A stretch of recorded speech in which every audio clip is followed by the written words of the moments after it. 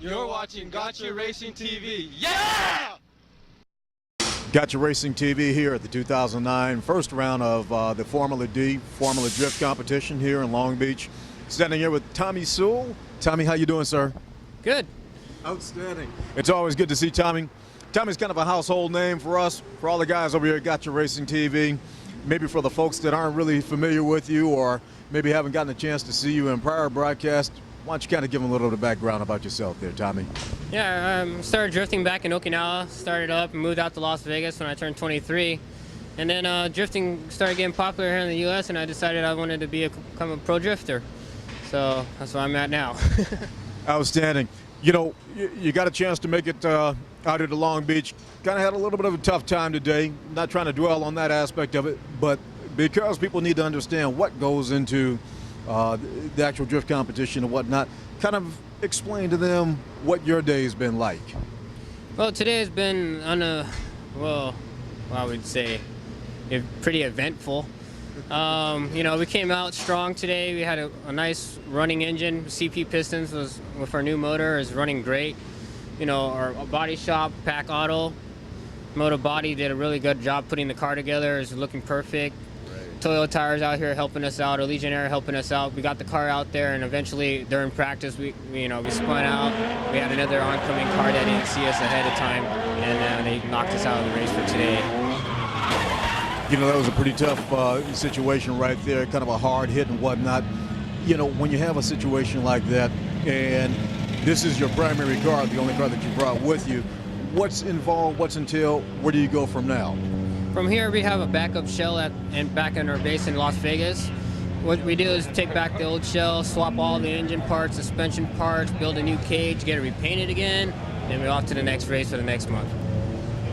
You kind of run one of the more, I'll say, unique cars, and not so much to make yours distinguished or differentiated between all the other, say, standard competitors or whatnot, but you're a right side driver, which is typically a passenger side arrangement as opposed to a left side or a left seat driver. What's the preference? For me, being born and raised in Japan for 23 years and driving on the right side of the car, I'm more responsive and quick in control of the car. So for like instant quick reactions and stuff, my timing's a lot faster, so I'm more competitive in a right-hand drive than a left-hand drive. Interesting, and so obviously the new car is going to be a right-hand drive as well. Now, in terms of preparation time and whatnot, Tommy, I know you put your heart and soul off into this car and pretty much your entire effort. I'll say it totally with respect, you're somewhat more of an independent racer, I would think. I know you have some backing and whatnot. What's this kind of setback, how does it affect you? Yeah, I mean, a lot of it still comes out of my own pocket, my own personal pocket, and kind of hard on the family a little bit at times, but you know, they support me and we move through, and my friends and the whole community in Las Vegas is there to support me and back me up, and we're just there to make our show and prove our point that we can play with the big dogs. That's right. The next event, which is going to be round 2, comes up, if I recall right, I think that's going to be a month from now in May. That'll be in Georgia, Atlanta, Georgia. Yes. Will you have enough time to get the car prepared? Definitely. We'll have the car done in about 2 weeks. About 2-week turnaround, you'll be able to take all the suspension and whatnot, switch that over, you'll get it well suited basically for your balance and your feel. So everything is going to be good to go then. Yeah, we'll be back up and running. It should be back on the ball. Outstanding. Now, tell us about the guys and the crews and the people and the help that you do have and whatnot.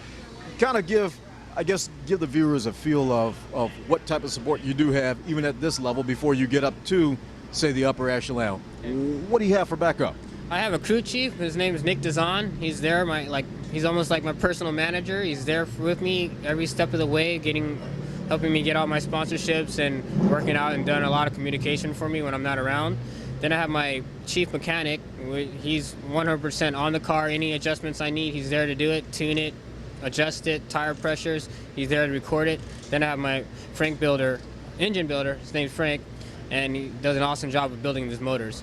And of course, body support, you know, Pack Automotive Body, Pack and Auto Body. They do an awesome job fixing damaged cars like mine, get them fixed up and paint and body, so they're awesome. Outstanding. 2009 Formula D, they've got a few changes and whatnot in I don't want to say the rules, but more so how they're approaching their events and whatnot. The biggest change that I noticed this year versus last year, the big talk this year, top 32 rather than top 16. From a driver's perspective, what's your take on it? What do you feel about that? I think it's totally awesome, top 32s. It gives the underdogs a lot more of a chance to actually get there and compete head-to-head now. Before, when only top 16 were allowed, you can only go head-to-head, but the underdogs just barely make the cut to top 16 and barely get that chance to get the head-to-head competition. Now with the head-to-head competition, anything goes, so an underdog can get lucky and pull it off and make it all the way to the top. You never know. That's right. So. That's right. Well, I'll tell you what, we totally appreciate the opportunity to get a chance to come and talk to you.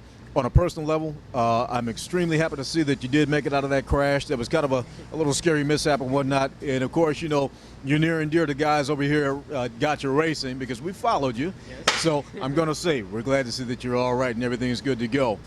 So we're going to look forward to seeing you in the second round and beyond and whatnot, and we're wishing you the very best for 2009 because, Tommy, you really do represent the true independent and the spirit and whatnot that goes into actually being passionate about this sport.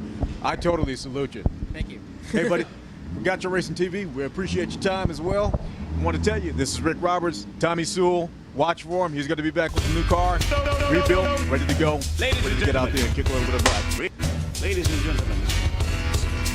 Ladies and gentlemen. For the original.